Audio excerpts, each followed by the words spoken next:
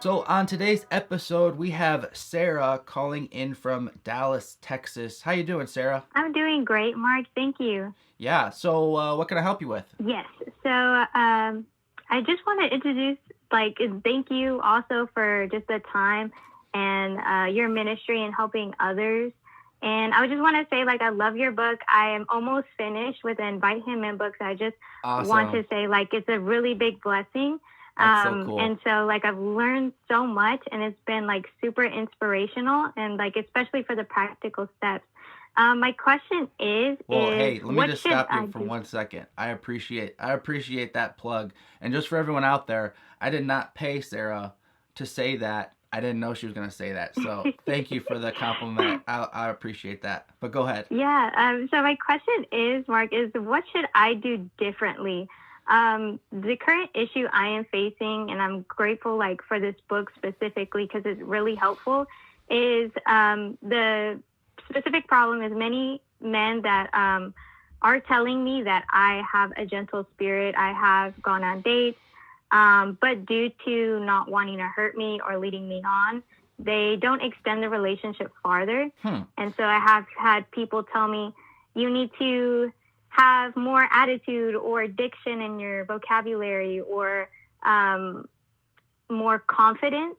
And so I will give context. I am 4'11", so I think that is another thing as to why I do look young. But I would like to move farther in the dating process. And so let me ask you this. How many men have said that to you about you have a gentle spirit, and so because of that or whatever they're saying else, they're saying I don't want to hurt you. How many times has that happened to you? Ooh, I would say about 5. Really? Since high school. Yes, 5 since high school.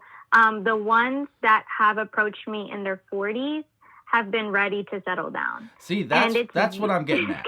That's what I'm getting at. So you're saying the guys who are ready to settle down, but it's not what you're looking for, but the 40-year-old-ish guys looking for a wife are not critiquing this about you. No. Yeah. And I see the maturity difference as well. Exactly. And that's what I'm getting at here. What I'm getting at here is that this is not a Sarah problem. This is that the worst thing you could do is change your gentle spirit as a woman of God. Because that what I'm hearing these guys actually say, they're saying you have a gentle spirit. I don't want to hurt you. I don't want to be in a relationship right now. What that really means is I'm not mature enough to be married. You are. So I know that I want to date around with someone who's not serious, and I know you're not that woman. Okay. That's what I'm hearing really from those guys. Okay. That does make sense. Because they're saying you're too mature, you're I don't want to hurt you because I know I'm not a husband material. You're wife material. They're not husband material if that's what they're saying. It's literally like exactly what you would when you read 1 Peter 3 verse 4. It literally, that's the exact phrasing that Peter tells women to have. Let me look it up here. He says he's telling women, it's a passage that gets confused a lot. A lot of women think like he's saying, hey, don't wear jewelry, don't wear makeup, and he's like putting these restrictions on. But that's not what he's saying. He's saying don't use those things as a way of adorning yourself. And adorning means to beautify. Don't use... He didn't say don't wear those things. He says, hey, don't try to find your beauty in your external appearance. You should be taking care of your external appearance because it's a reflection of your inner beauty. So as a woman, a godly woman, you want to express yourself beautifully outwardly because that's what's inside of you. And a man wants to express himself honorably, respectfully, with strength, because that's what's inside of him. The world says, hey, I'm going to adjust my exterior because I want people to think I'm strong, or I want people to think I'm beautiful. So I'm going to like start on the outside. And Peter's saying you need to start on the inside and let that be the way that you beautify yourself. So it says in 1 Peter 3 verse 4, he says, but let your adorning be the hidden person of the heart with the imperishable beauty of a gentle and quiet spirit, which in God's sight is very precious.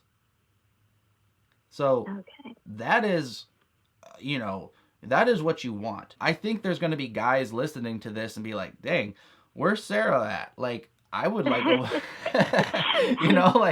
I would like a woman who's gentle and quiet spirit, and it doesn't mean like quiet, like not talking or not opinionated, or it means like you're not a forceful masculine woman, demanding her way and pushing guys around. And I'll tell you this, I know you're talking to a lot of guys who are saying, I'm not ready. I don't like that. I talk to a lot of guys who are saying, women these days are like off the rails with being pushy. They want it both ways. They want to be the masculine man and play that role while also being treated like a lady. And they want to disrespect me, but they don't want to, be respectful towards me, but I'm still supposed to be paying for all the dates, doing all the traditional manhood stuff.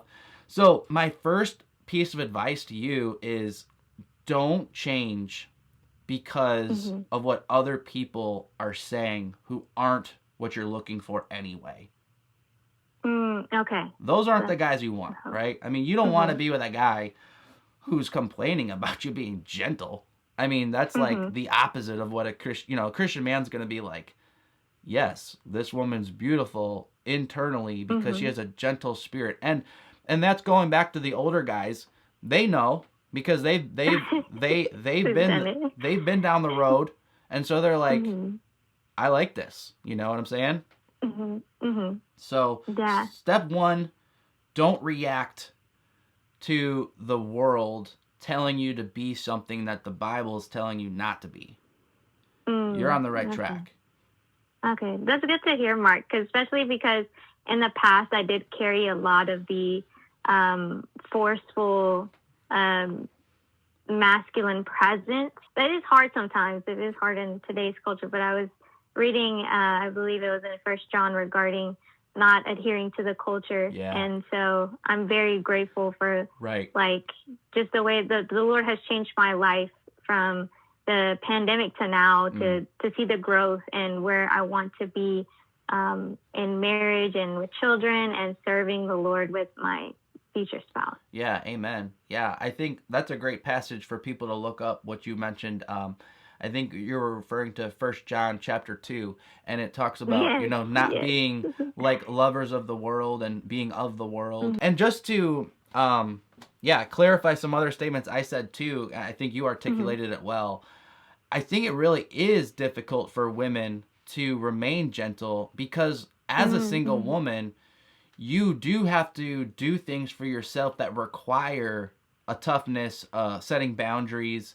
And it's difficult because you're out there living in this harsh world. You got guys pursuing you, wanting to, use you for their own reasons, and you have to be able to protect yourself. And so it is very difficult for a woman to play both the protector of herself and remain gentle. And so that's hard. And I empathize with that. And I think that's just something women have to be aware of, that I have to guard my heart, not only so I don't get hurt, but also so this harsh world doesn't harden me in a way where I lose my biblical femininity. Right. Yes, I couldn't pinpoint it, Mark, but yes, that's the nuance of the struggle. It is. It's tough. And I'm not saying like it's easy, but that's what you have to strive for. You have to keep paying attention to both, You have to be wise in this world. There are wolves out there. Let's not be naive about it. Right. But you have to also say, I can't become hard. I can't become jaded towards men.